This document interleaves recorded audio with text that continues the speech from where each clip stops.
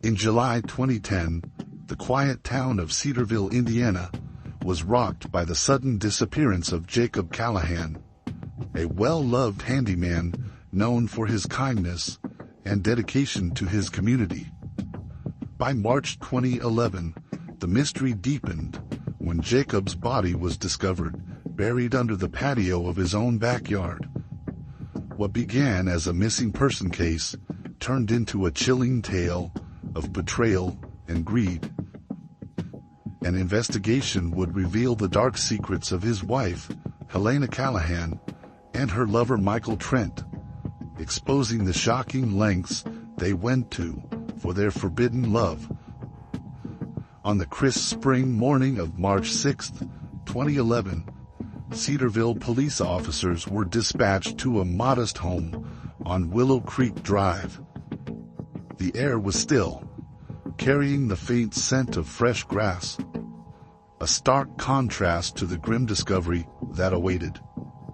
A tip, delivered anonymously the night before, led officers to the backyard of 127 Willow Creek Drive, where a life once full of promise had been cruelly snuffed out.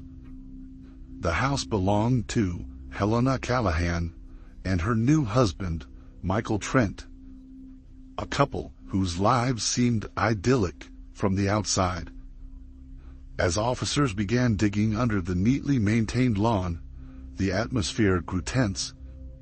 Neighbors peered through parted curtains, their faces a mixture of disbelief and dread. By mid-morning, a crowd had gathered along the sidewalk, whispering theories about what might lie beneath the soil. The digging continued, shovels slicing through the earth, revealing layers of damp dirt and tangled roots. Then, just before noon, the discovery was made. The distinct edge of a tarp came into view, its dark material stretched tightly around a human form. Officers exchanged somber glances as the lifeless body was carefully unearthed. The remains were later identified as Jacob Callahan, a man beloved by the Cedarville community. Known for his kindness and skill as a handyman, Jacob had been reported missing 8 months earlier. At the time, his wife Helena had explained his absence with vague references to marital strain and erratic behavior. But now, the community's worst fears were realized. Jacob had never left Cedarville. He had been silenced and hidden beneath the very ground he had worked tirelessly to maintain. The days that followed brought a whirlwind of activity. On March 8, 2011, Helena Callahan sat in an interview room at the Cedarville police station. The setting was sterile, with harsh fluorescent lighting casting unforgiving shadows. Her demeanor, however, was anything but chaotic. She appeared calm, composed, her fingers resting lightly on the table in front of her. When questioned about Jacob's disappearance, she described his behavior as distant and uncharacteristic in the weeks leading up to his vanishing. She implied that he might have been struggling with inner demons, a convenient narrative that had initially diverted suspicion away from her. Michael Trent, who had quietly entered Helena's life in the months following Jacob's disappearance, was also questioned. He supported Helena's story, insisting that he had only begun his relationship with her after Jacob had supposedly left. His tone was measured, his responses deliberate. Yet, despite their composed exteriors, investigators quickly noticed cracks in their story. Forensic analysts combed through the backyard and the modest home Helena once shared with Jacob. Soil samples taken from the burial site contained microscopic fibers matching a tarp found in the garage. The fibers were also consistent with traces found on Helena's gardening gloves, gloves that had been carelessly tossed into a corner of the basement. These details, while subtle, began to paint a damning picture. Financial records uncovered during the investigation revealed more startling evidence. Helena had drained Jacob's savings account in the weeks leading up to his disappearance. The transactions were substantial, including purchases of high-end furniture and unexplained cash withdrawals. This newfound spending spree contrasted sharply with the financial prudence Jacob had been known for. Neighbors, too, began sharing observations that cast doubt on Helena's claims. Several recalled seeing Michael's truck parked outside the Callahan home late at night, long before Jacob was reported missing. Others mentioned Helena's sudden shift in demeanor following Jacob's disappearance. Once reserved and somewhat distant, she had transformed into a vibrant, outgoing figure who often hosted gatherings at her home. Detectives pieced together a timeline that suggested a far more sinister narrative than the one Helena had offered. They learned that Michael had been a regular visitor to the Callahan home under the guise of a business acquaintance. What began as a professional relationship had quickly turned into something deeper, with the two engaging in a passionate affair. Witnesses described seeing Helena and Michael together at local events, their chemistry undeniable to anyone paying attention. By the end of that fateful week, investigators had enough evidence to consider Helena and Michael prime suspects. The body, the financial records, the fibers, and the whispers of an illicit relationship all pointed to a chilling conclusion. What had started as a quiet investigation into a missing man had now unraveled into a web of betrayal, greed, and cold-blooded murder. The facade of normalcy that Helena and Michael had so carefully constructed was beginning to crumble under the weight of undeniable truths. The investigation had only just begun, but the echoes of Jacob Callahan's tragic end were already rippling through Cedarville. The once peaceful town braced itself as the story unfolded, revealing the darkness that can hide behind even the most pristine facades. Jacob Callahan was the embodiment of reliability in Cedarville. At 39 years old, he was the person neighbors called when their faucets leaked or their fences sagged. His warm smile and steady demeanor gave him an almost comforting presence in the town. For over a decade, he and Helena had built a life together in their modest home.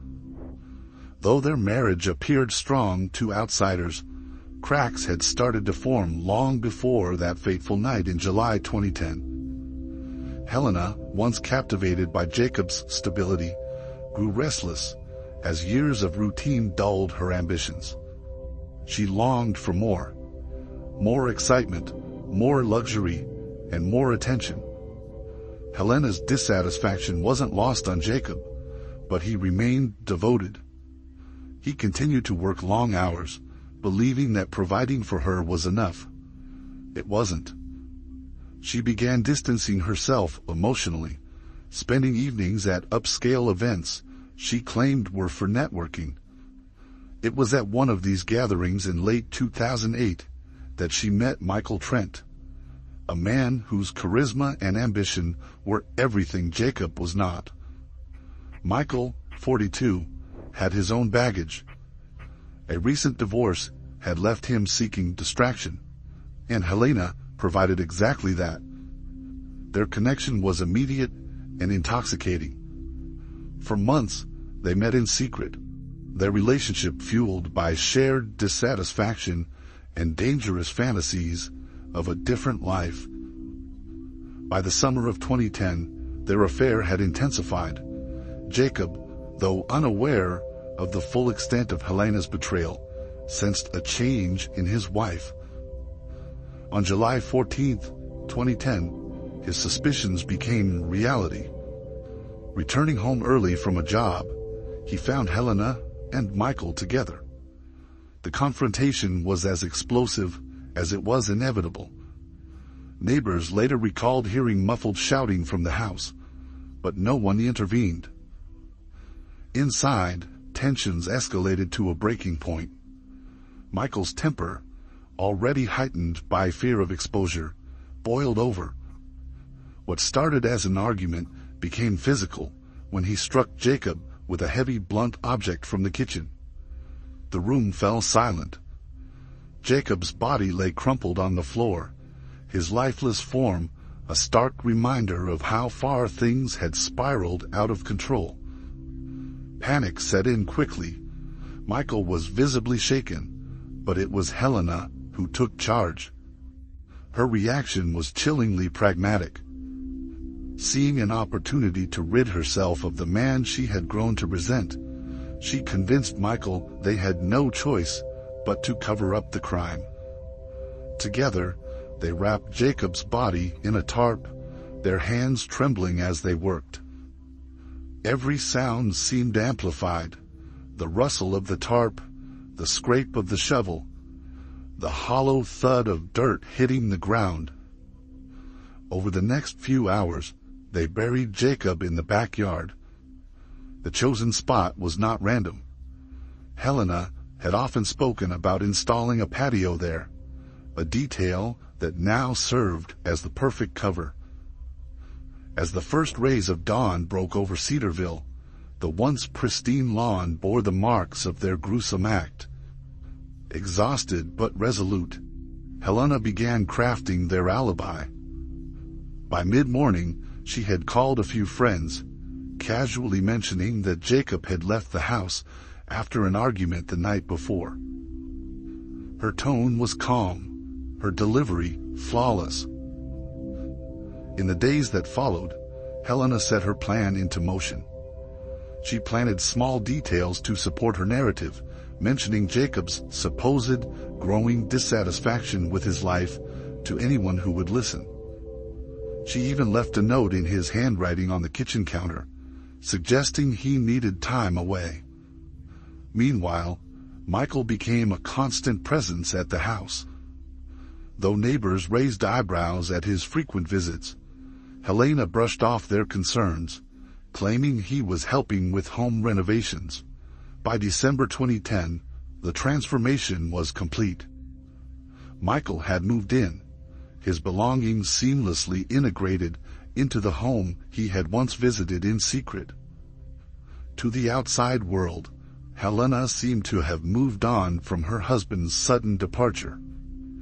Few questioned her decision to remarry so quickly, though whispers of impropriety circulated among Cedarville's more observant residents. On a chilly afternoon in February 2011, Helena and Michael exchanged vows in a backyard ceremony. Friends and neighbors gathered to celebrate, their laughter filling the air above the very spot where Jacob's body lay. The choice of location was audacious, almost taunting. The new patio, adorned with string lights and potted plants, became the centerpiece of their nuptials. Photos from the day would later horrify investigators, the stark reality of the scene forever captured in smiling faces and clinking glasses. For months, Helena and Michael lived as though nothing had happened, but secrets as dark as theirs have a way of surfacing. On March 20th, 2011, the facade crumbled. Forensic evidence collected from the tarp and tools in the garage painted an undeniable picture. Fibers from the tarp matched traces found in Helena's gloves and under Michael's fingernails. Soil samples from the shovel matched the backyard's disturbed ground. Confronted with this mountain of evidence, Michael broke first. In a tearful confession, he detailed the events of that fateful night. his voice shaking as he implicated Helena as the mastermind. He described her cold determination, her insistence that they would be free to build a new life together if Jacob was out of the picture. Helena's arrest sent shockwaves through Cedarville. The woman, who had once been a fixture at charity events and community gatherings, was now at the center of a murder investigation. Her composed exterior cracked under the weight of mounting evidence, but she maintained her innocence, claiming Michael acted alone. As the truth unraveled, the town struggled to reconcile the Helena they thought they knew with the woman capable of such calculated cruelty. The events of July 14, 2010, marked the beginning of a dark chapter for Cedarville. Jacob Callahan's death was not just a tragedy. It was a betrayal of the deepest kind, carried out by the people he trusted most. The aftermath left a permanent scar on the community, a chilling reminder of how far ambition and deceit can drive a person. The trial began in January 2012, and the courtroom in Cedarville's Jefferson County Courthouse buzzed with tension. The air inside felt heavy with the weight of the case. Local reporters mingled with national media outlets, all eager to cover what was being described as one of the most shocking cases of betrayal and murder in recent history. Helena Callahan, poised but visibly worn, sat beside her defense team, her face a mixture of defiance and unease. Across the room, Michael Trent, her former lover and co-defendant, avoided her gaze, his once confident demeanor replaced by a look of resignation. The prosecution, led by a sharp and relentless district attorney, meticulously laid out their case. They described Helena as the mastermind, a woman whose ambition and greed had led her to manipulate Michael into committing murder. They painted her as cold-hearted, driven by her desire for wealth and freedom, from a marriage she saw as stifling. The prosecutor presented chilling evidence: receipts for luxury items purchased with Jacob's drained savings, the freshly renovated home paid for with his money, and photographs of the couple's backyard wedding, held directly over Jacob's grave. Each piece of evidence deepened the audience's disbelief and outrage. Michael Trent's role in the murder was undeniable, but his testimony became the cornerstone of the prosecution's case against Helena. He spoke of their affair in measured, almost rehearsed tones, recounting how Helena had captivated him with her promises of a life together, free from the constraints of her marriage. He described the night of the murder in painstaking detail, admitting his role in the attack, but insisting that Helena had orchestrated the events. According to his account, she had urged him to act, framing the situation as their only path to happiness. Throughout Michael's testimony, Helena remained stone-faced, her expression betraying little emotion. Yet, her defense team worked tirelessly to discredit him. They argued that Michael, not Helena, had acted out of jealousy and rage, portraying her as a victim of his manipulative tendencies. They pointed to his history of short tempers and impulsive decisions, suggesting that he had fabricated elements of his story to secure a lighter sentence. The defense painted Helena as a woman caught in a web of circumstances beyond her control, struggling to maintain her composure in the aftermath of her husband's disappearance. The trial took a darker turn when the prosecution presented a series of love letters exchanged between Helena and Michael. Written in the months leading up to Jacob's death, The letters revealed a dangerous obsession. They spoke of forbidden love and a desperate longing to be together, even if it meant taking drastic measures. One letter, in particular, left the courtroom silent. In it, Helena wrote of how Jacob's presence made her feel trapped, and how she dreamed of a life where she and Michael could start over at any cost. Witnesses for both sides added layers of complexity to the narrative. Neighbors described Helena's erratic behavior in the months following Jacob's disappearance, recalling how her demeanor shifted from withdrawn and somber to outwardly jubilant. One neighbor remembered her laughing and hosting a dinner party just weeks after Jacob was last seen, a memory that sent shivers through the courtroom. Meanwhile, former colleagues of Michael testified about his temper and history of conflicts, casting doubt on his claims of being Helena's pawn. As the trial progressed, the emotional toll on Jacob's family became evident. His elderly mother attended every session, clutching a photograph of her son and wiping away tears as details of his brutal death were recounted.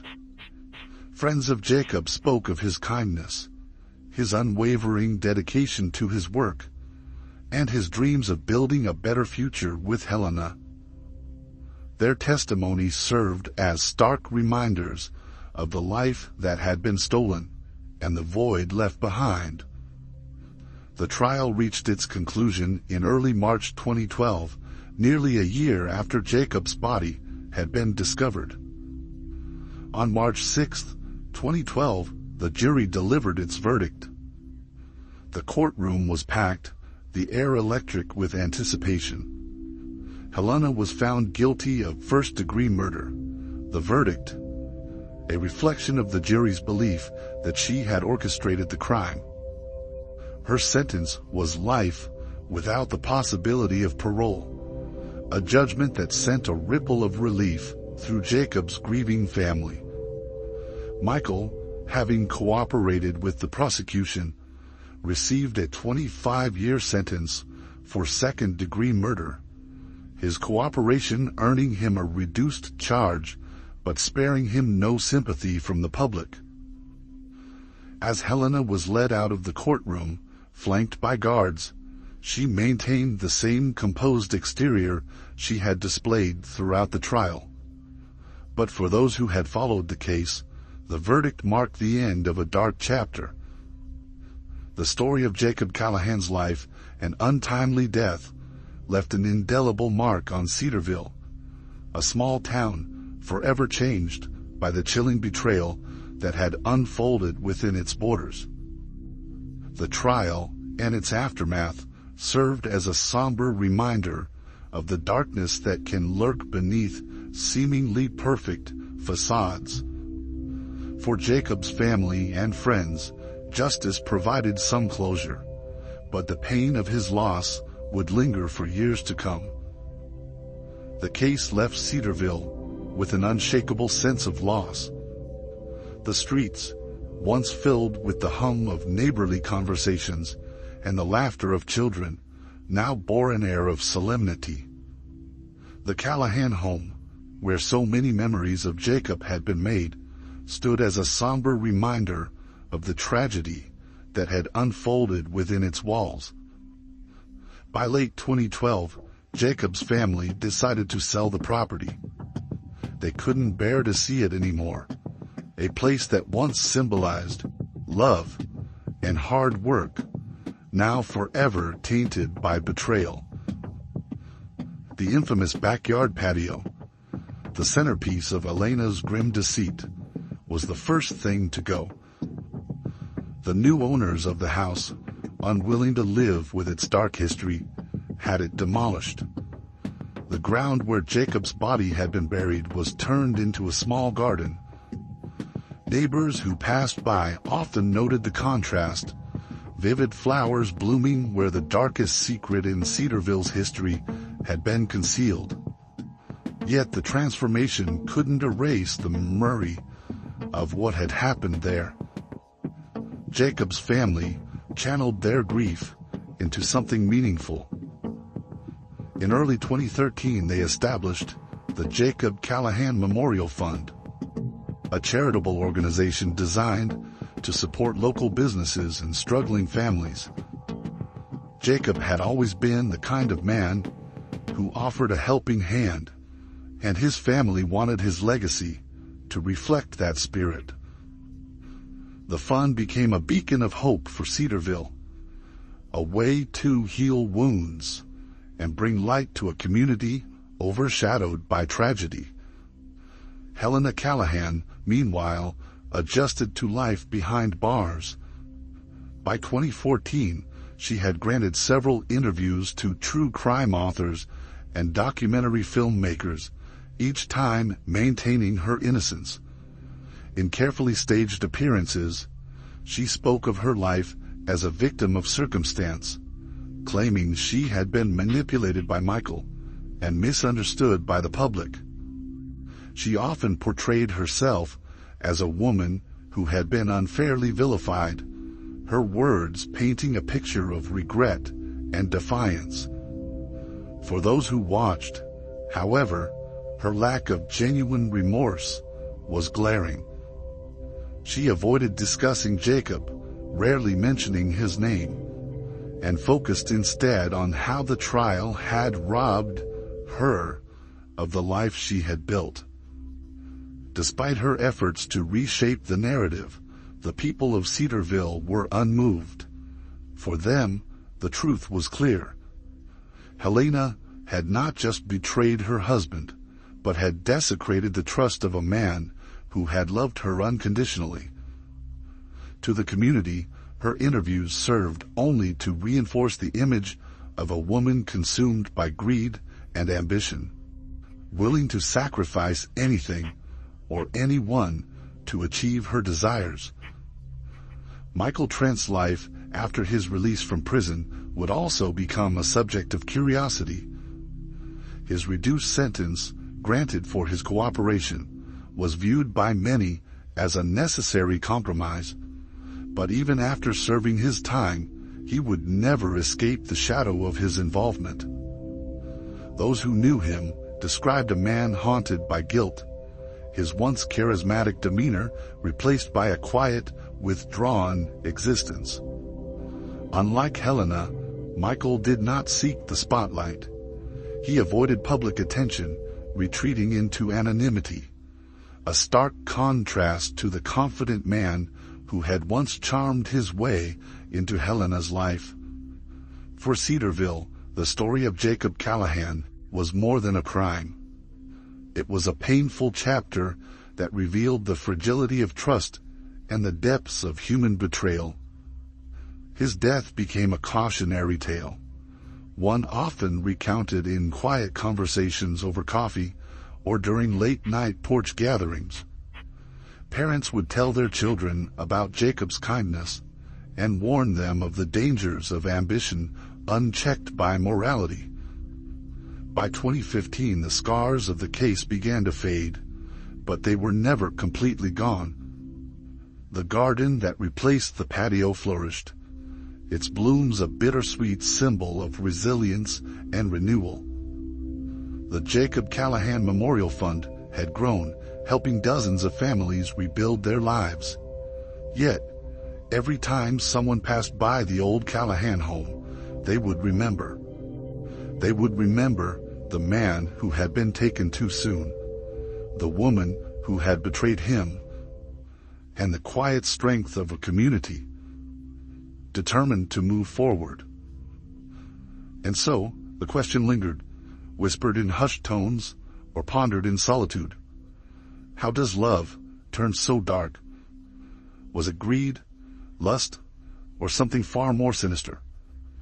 The tragic tale of Helena Callahan serves as a haunting reminder of the lengths people will go to escape the lives they've built. But as the years passed, one question continued to resonate. Was it worth it? Make sure to like and subscribe. so you don't miss out on our daily updates. And check out another insane case we have. The case where a wife waited 15 years for cheating husband to get out of jail to murder him. Don't forget to let us know your thoughts in the comment section.